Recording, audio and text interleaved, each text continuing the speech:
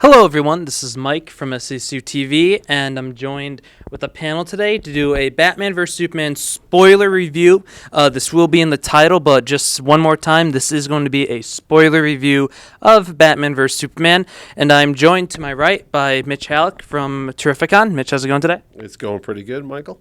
I'm joined by film guy from SCSU TV, Matt St. Clair. Hello. And my good friend James Summerville, the fourth. How you guys doing? And so I'll ask you guys your first initial quick thought of the movie, and then we'll get into more of the details. So, Mitch, Yes, top of the head, what are your thoughts from Batman Superman? I actually like the movie. I'm one of the small minority of folks that actually appreciated it because it's a comic book movie. To me, when I was a kid, you'd buy these summer specials, these annual books that were like 100-page giants or 80-page giants, and everything in the kitchen sink would be in that book. And that was it. You'd sit there on the porch in the summer and you'd read it from cover to cover and you got your couple bucks worth. And that's it. You didn't think about it. You didn't have to go home and wonder what's going to happen next. It was all on the screen. There it was. A lot in a 2.5-hour movie, but they're trying to play catch up with Marvel, and it shows. So there's not a lot of character moments there and a lot of story development. It's like, let's just get this thing going and we'll pick up the pace when we get to the next movie. So I'll give that consideration for people that are saying there's too much going on and there's not enough story. There's actually a lot going on and not enough story because it's like reading the Cliff Notes or whatever the kids call it nowadays. It's the highlights. You're not reading the whole book. You're just reading bang, bang, bang, bang, bang. Here's the bullet points. We're done. So to me, I enjoyed it. I actually saw it twice. So, Matt, how about you? I thought it was pretty good. I liked it better than most of the people that hated it did. I thought it had some very interesting intellectual ideas about the themes of hope and how Superman is like a figure of hope, and it even delves into the fear of what we don't understand because of how people don't know how to respond to all the power that Superman has. And even I did have some problems with the length, and as great as some of the actors were, others were a bit wasted because there was so much going on. But thankfully, when I went into it, I had very open expectations, so I got to enjoy it for what it was. And James? I thought it was very well done. I was a big fan of the movie, and I hate Superman. I am not a fan of Superman whatsoever, but I saw Man of Steel, and I said, this is really good.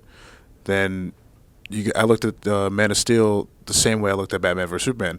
It's a movie about a guy I don't like, but it was still well done enough for me to appreciate it for what it was. Now, I think they walked that Spider-Man 3 line a little bit, where there was definitely a lot going on, but they did it in a way where you noticed how much was going on, but you understood. It didn't just feel like we need to get everything in here. It was paced at a certain way, and some of the reveals were questionable at times, but all in all, I thought it was a good movie. Now we'll dive right into the characters. Let's start with, the guy at the head of the title. What did you think, Mitch, of Ben Affleck as Batman, his portrayal as well as the character in the film? all right. Again, minority here speaking, I thought he was the best Batman I'd ever seen on the screen to date. And I've seen them all, not the 66 one because I was born then, but Adam West. But I saw the 89, I saw the Val Kilmers, the George Clooney's, the Kristen Bales. As much as those film series are great, I always say it was Heath Ledger's Joker that made the Dark Knight movie the classic that it is, not so much Bale. And then for the last Dark Knight Rises, he's hardly even in the movie. I think somebody counted he's in Batman costume maybe 8 to 9 minutes in the entire 2.5-hour Dark Knight Rises. They talk about Batman, he's Bruce Wayne a lot, but the physical character of Batman is not on screen, as opposed to Batman v Superman, where we see Ben Affleck kicking ass in the Batman costume. Probably the best Batman fight scene ever is towards the end of the movie. We won't do total spoilers, but when he breaks in there, he's got like 10 or 12 guys after him, and he's punching and he's kicking. He's doing all type of fighting techniques there. He's got his gadgets going on there. And then Affleck physically can carry the Bruce Wayne part too, so he's not this schleppy-looking Michael Keaton who puts on this big rubber muscle suit. He's got the build. They show him working out in that movie, and I was like, wow, that ain't no stunt double. That dude put on like 30 or 40 pounds of muscle, if not more.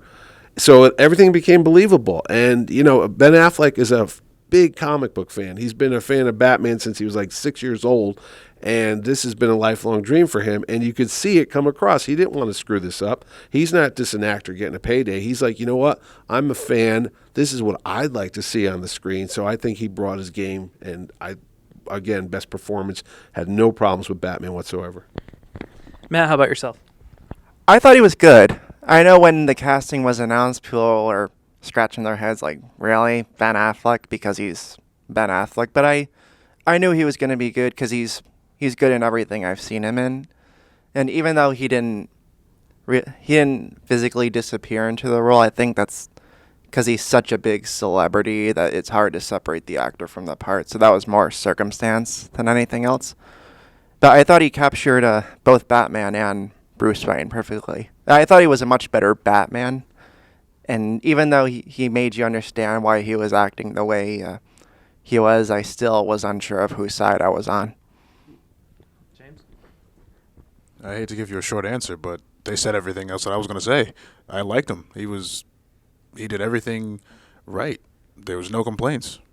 Would you two, and you can hand it back to Matt after your answer, would you say he's the best Batman we've had so far? Keaton. I'm going to disqualify George Clooney automatically. Probably. I would have to, because Christian Bale, he was a good Bruce Wayne, but I didn't like the voice. That just didn't make, and like every Batman going forward is going to have some altered voice, just like this one. But I think he was the best Batman I've seen. I just don't like short horns. That's my only thing. Yeah, you look like Grumpy Cat. Yeah, every time I see him, I go, what's up with the Grumpy Cat? Switching over to the other name in the title, Henry Cavill reprising the role as Superman, and same thing for Ben Affleck. What did you think of Cavill's role in this film, as how he did and how the Superman character was as well? Well, I wasn't a fan of Man of Steel. I mean, the character portrayed on the screen was not my idea of Superman. Again, not a huge Superman fan. I mean, what I know from Superman, I know from really the Christopher Reeve movies and, the comics. We were talking about Henry Cavill playing Superman. Like I said, the only familiarity I had with the character was the Christopher Reeve movies, and there was only 2 of those that were really worth watching. And everybody knows Superman, but it's very hard to make a convincing or interesting Superman story because basically you've got this god, and he could do anything, and because he can do anything, what are you going to do with him? You can't fight him because he'll beat you like, think, you're done. He can move planets. When I was a kid, he was moving the moon at one point. They put like this harness on him, and he moved the moon into orbit. So once you read something like that, you're like, what can't he do? So when it came to this film, I'm like, you know what? I'm rooting for Batman because there's something about it. You just want to see somebody kick his smug ass. You're like, you can do everything. But it's hard for an actor to play that. So he does do the Clark Kent side much better than the Superman side, where the human character of it, like, why am I wasting my time saving these people? They hate me anyway. And he has his doubts, and he's got the whole Christ motif going on there. Like, everybody needs a savior, and the poor guy can't, like, go anywhere because everyone's expecting him to save him. And if he doesn't, then why didn't he save me? What did I do wrong? So there's a whole backstory there that they can get into. But I think he did a good job. But again, I was just more drawn towards Batman because it's just that character. As soon as you see Batman versus whoever, you want to go see a Batman movie. You really don't care about Superman. And it's a shame because he is like the archetype for all the comic book characters that have come since the 30s. But he's just gotten dull, It's just the way it is. And I'm glad they did what they did with him at the end, because why have a Justice League if you got Superman there? There's no point to it. I thought Henry Cavill was pretty good. I will admit I've never been a big Superman fan. I haven't even seen the Christopher Reeve movies. But I thought he was a little better in Man of Steel, but he was fine. Yeah. He was fine. I think Ben Affleck was a better Bruce Wayne than Henry Cavill. Is it Cavill or is it Cavill? Cavill. It's Cavill? Okay, I've always said Cavill, so I was, But I think Ben Affleck did a better job as Bruce Wayne Batman than Cavill did as Superman Clark Kent, which is interesting because this was Ben Affleck's first outing as Batman, whereas this was Cavill's return. So I was like, But at the same time, he didn't do a bad job either. No. I just think he was upstaged by Wonder Woman and Batman, especially Wonder Woman. Oh, she was a lot of fun to watch.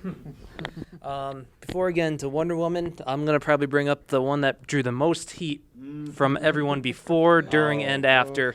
And I want to say I love this character. I'm okay with the different portrayal of it. I'll let you guys get into your thoughts because I think they will vary because I've talked to some of you guys already about it. So starting with Mitch, what did you think of Jesse Eisenberg's portrayal of Lex Luthor? Well, Lex Luthor's been portrayed so many different ways over the years. I'm glad they didn't go with the big, fat, bald guy because you're like, really? That's the bad guy that you're going to be afraid of Mr. Clean over there, you know? And then there's the other point where you want him to be edgy enough so he could be psychotic. And when you see Eisenberg, you're like, oh, he's just a big goofball tech guy. He's walking around in sneakers playing basketball. He should be over in Silicon Valley. But then there's that one scene that they have in the library with Holly Hunter as Senator Finch. I'm thinking of Gary Shandling. He was Senator Stern in the other movies on Marvel. We don't talk about that right now. But anyway, there was a scary moment there. And then when he does what he does in the courtroom scene, are we going to do spoilers? Yeah. Okay, fine. When he blows up that place and takes out everybody, I was like, damn, that man is vicious, you know? So that was a Lex Luthor that they've always hinted at, that he was this maniacal murderer.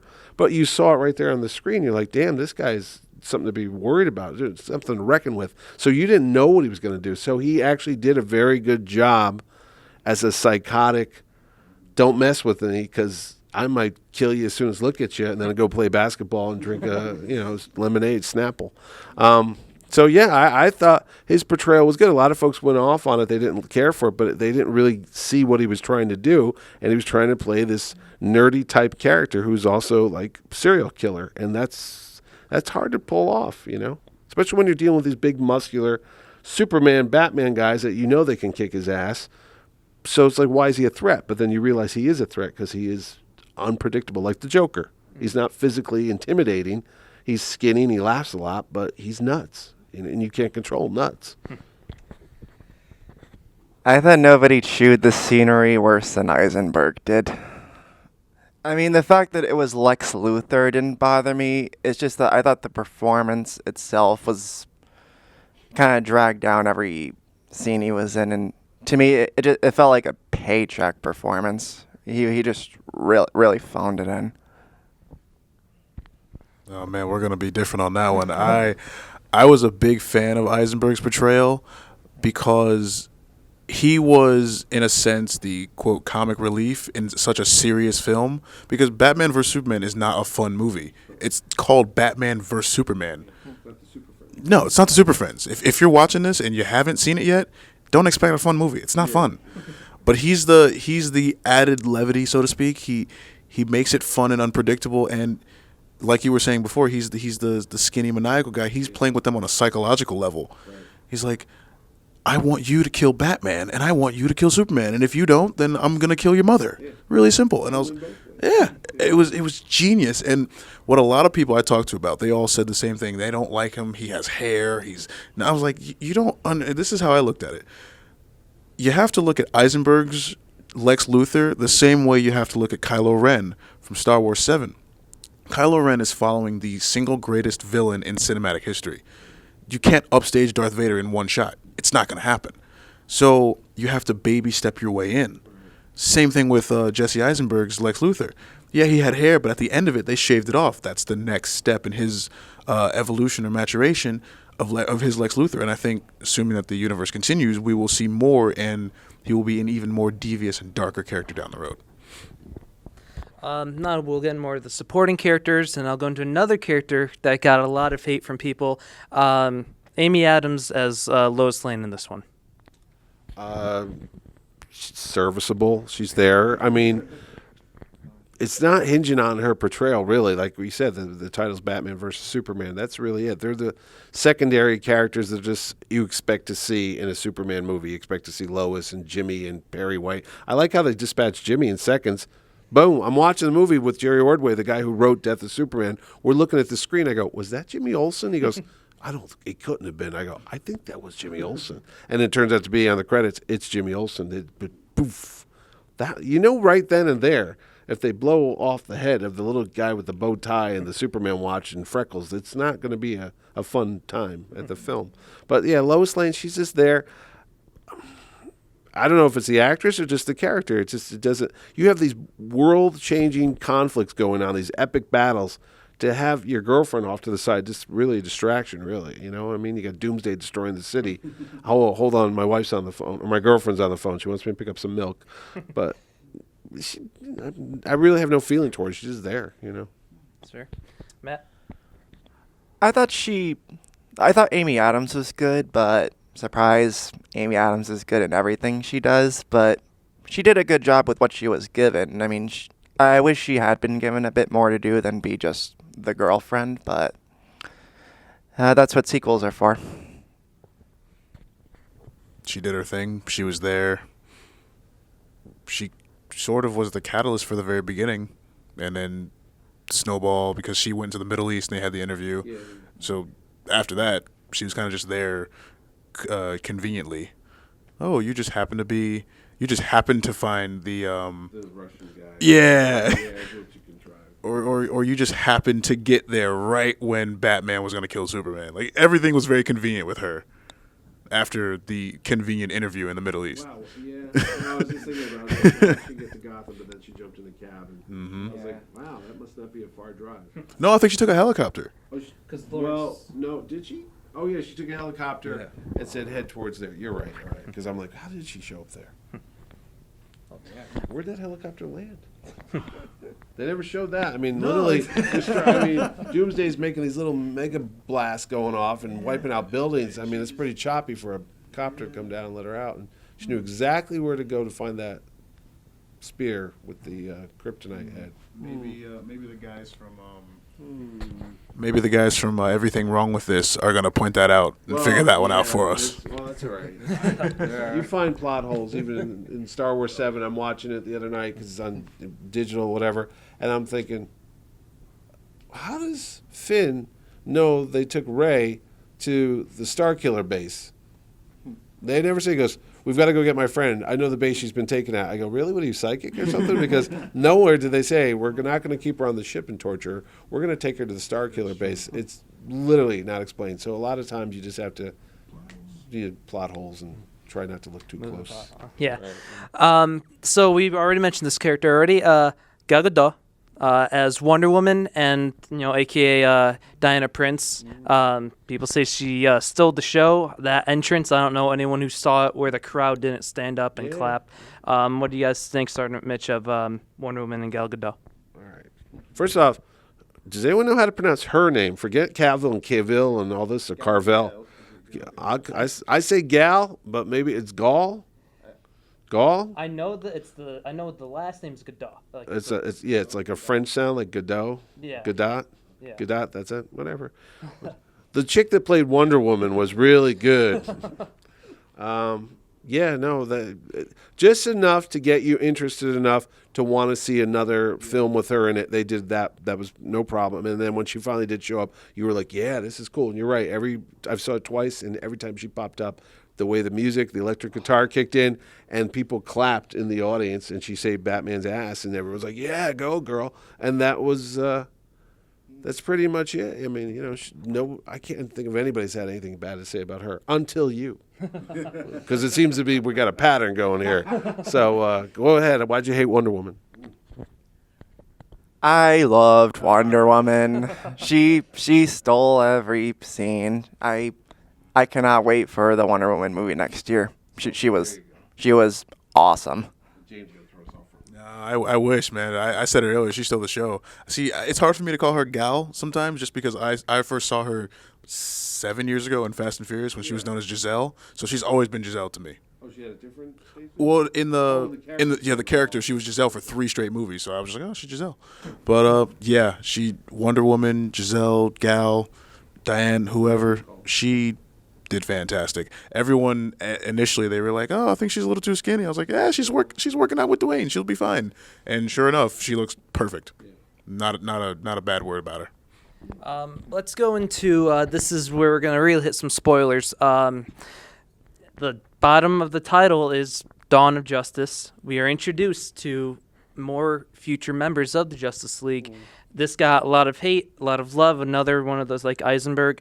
What did you guys think of the introduction of the Justice League?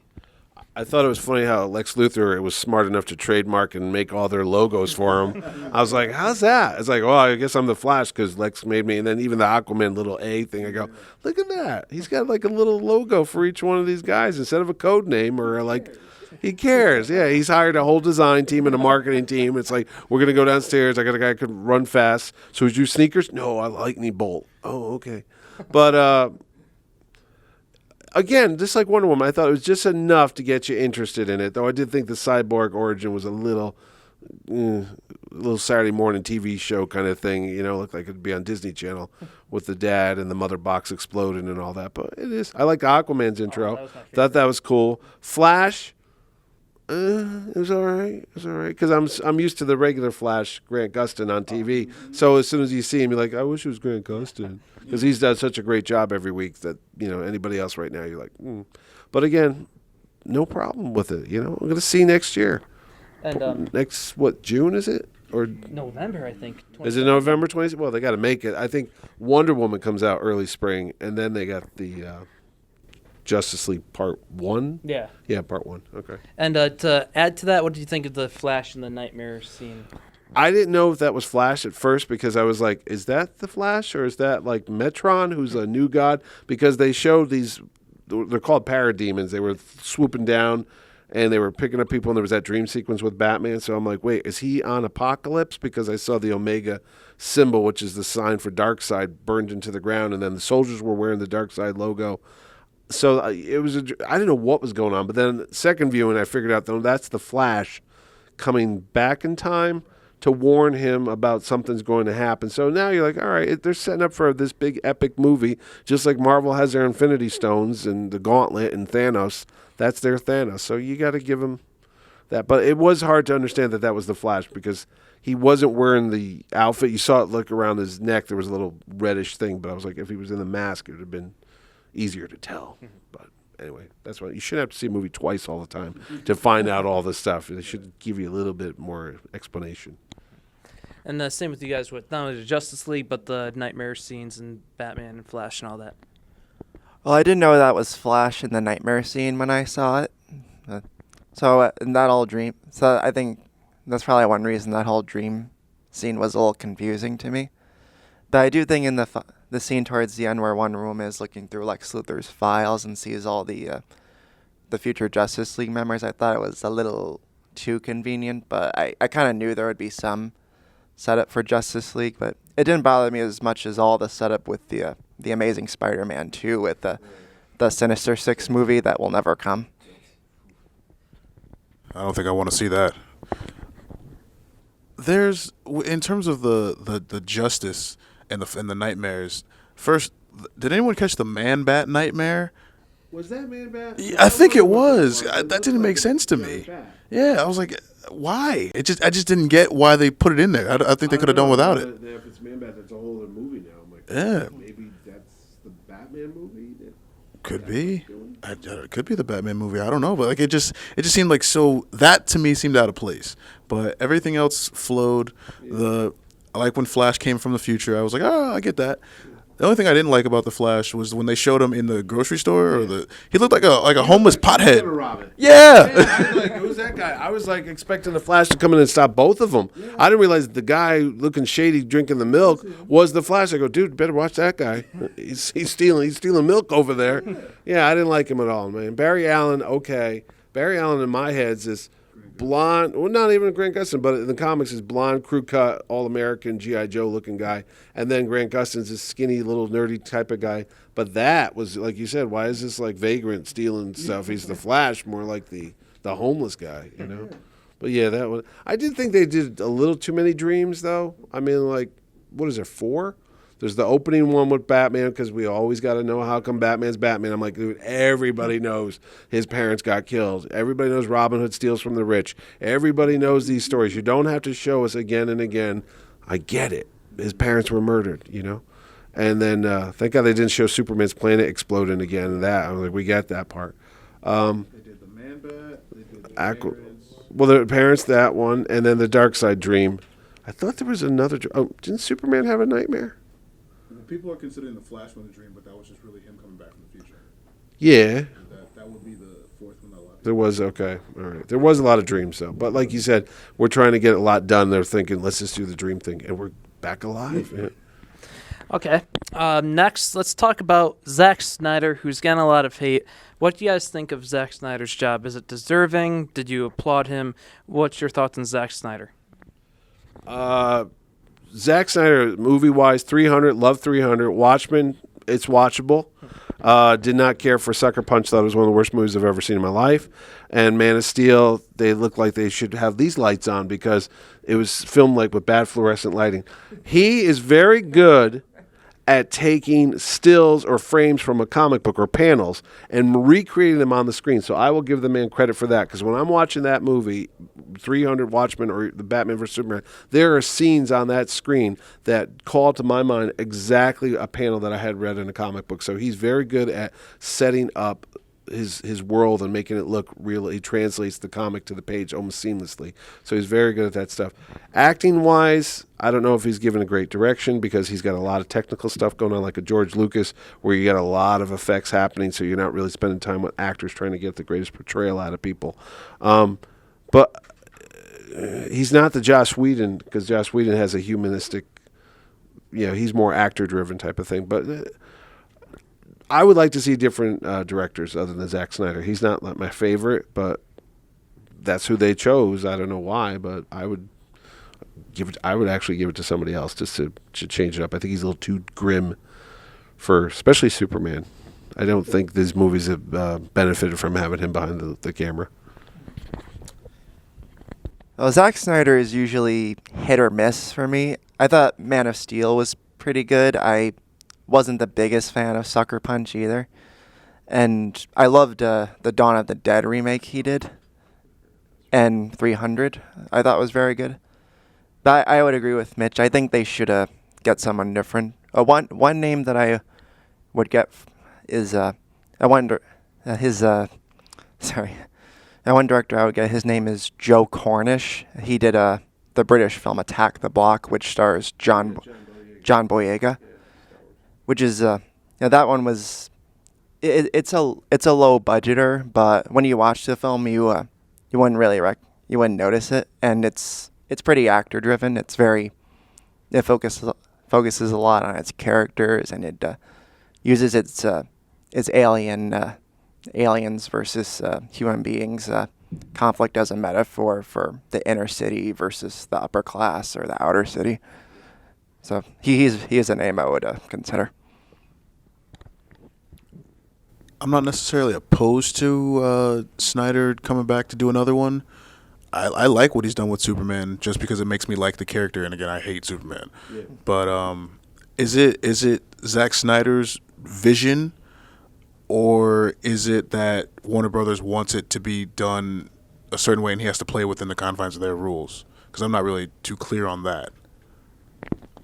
Who's calling the shots? Yeah, I'd probably say it's Warner Brothers at the end of the day, because they're paying the bills. I mean, I've seen films where directors have been taken off the project and such because they just can't, like the Ant-Man film.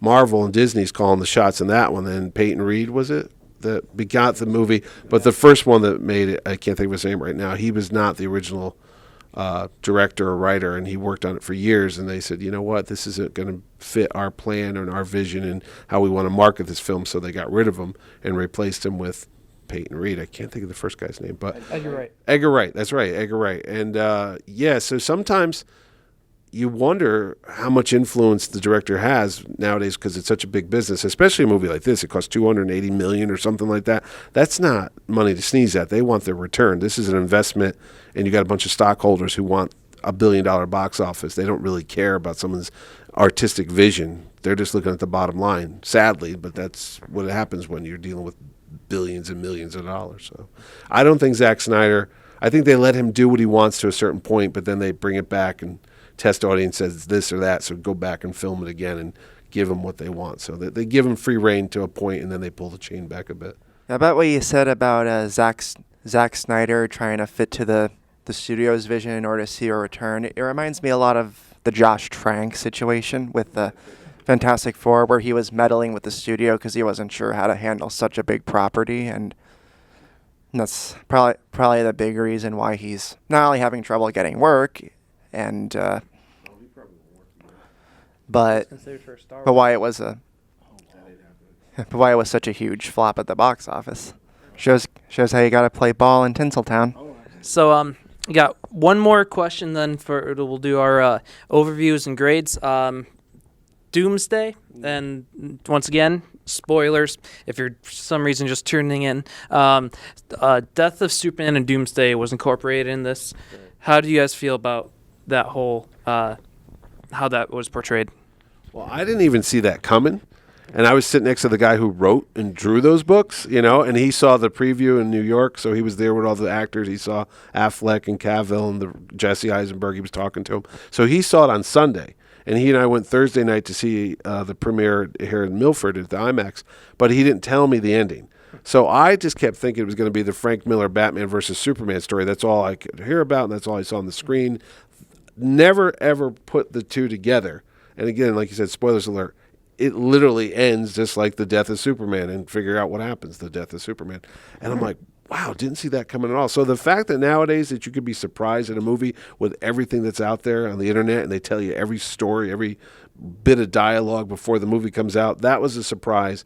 And again, it was taken right from the books. There was panels up on that screen, Lois Holden Clark, that looked just like the cover of the comic. So it brings back all those ideas you have. I'd like to see where they're going next with it, because that ending was like, oh, cool, what are they going to do now? How is this going to happen? So that's what a movie should do. It should leave you wanting more. If it's done well, you want to see it again, and then you go, geez, I can't wait for the next chapter or the next episode, because I want to see what happens to these characters, because I'm invested in it. So, again, I think it was a well-done movie, entertaining-wise. Well, I thought the death of Superman really surprised me. I didn't think they were going to go there, but by the time it was over and I walked out of the theater, I was still like, he's gonna come back. Yeah, I thought it was surprising, and I mean, if they're not gonna go that route, that old death thing is it would all seem unnecessary. So I hope they give him a different kind of a resurrection where he goes to the dark side or something. After what he said, I want to see that. I don't even want to see. No, not at all. That is. You just made a good movie. I want to see that. When he died, I was like, he's not dead. Like, I've never read The Death of Superman, but I was like, he's not dead. He's Superman. He's not dead. He'll be back. No, he's always back. He died, and then he was gone for a good year or two, and he was resurrected by that little robot that was floating around the ship that Jesse Eisenberg, when he was Lex Luthor. It said, "Oh, welcome," this and that. Yeah. Those robots in the comics came and they grabbed Superman's dead body out and they brought it up to the Fortress of Solitude. So the whole world thought he was dead, and they had different people come in place and take Superman's place. They had a clone that was Superboy that the government made. There was a robotic one that was like half cyborg, half human. He went insane. He became bad. Then there was Steel, who was the guy that made the metal suit that tried to fly around. And then there was another Superman, too. So all four of those were around for a good 2 years in the comics. And the fans had no idea what was going on. And then eventually the real Superman shows up, like Jesus. He comes back at the end. They go to his grave and the tomb is empty. And, like, where is he? And he comes back with long hair and he's changed character. So maybe they'll change the character totally, make him a bad guy. That's a great idea. We should really get that out there. So to close this review, if you guys don't mind giving us your grade, let's put it on a out of 10. 10? Give it a 7 or 8. Yeah. 6.5. 7, 8, in that ballpark. I think Civil War would be better, but I'm a Marvel bias. Yeah, that just looks fantastic, but 7 or 8. And I want to thank you guys for doing this with me, and just go around where people can follow you, because I know you guys are very active on social media, tweeting about certain events and superhero stuff. So if you just want to close with that, and this was fun. So, guys, just a sign off of where people can follow you. Where can't they follow me, for goodness sakes? Obviously, Terrificon, that's Terrificon, happening August 19th to the 21st at Mohegan Sun this summer. Best Comic-Con around. Go to it. I need volunteers. Anybody out there in Southern Land, help me out, will you? Help out an old alumni. I'm one of you. Come on down and get a free pass for the day. You just hang around, meet celebrities, meet some artists, and have a grand old time. So find out more. Go to terrificon.com. You can follow me on Facebook, Twitter, Instagram, and where else? I'll be on the radio. You can hear me on the Chaz and AJ show a couple times a month reviewing geek nerd news. And that's about as much as I want people to follow me, because I do get crazy when they start calling me all day and emailing me all day. But it's all right, Mike. It's all right. You're a good guy. All right, you can follow me on Twitter and Instagram at FilmGuy619, and you can also follow my own website, filmguyreviews.blogspot.com, where I discuss film reviews and all things related to film. And I hope you guys check it out in the future. I've never plugged any of my social media because I don't have like public social media. Like I have a Twitter account, but I don't even remember the handle. I have to give it to you later. Hanging out to see you after this.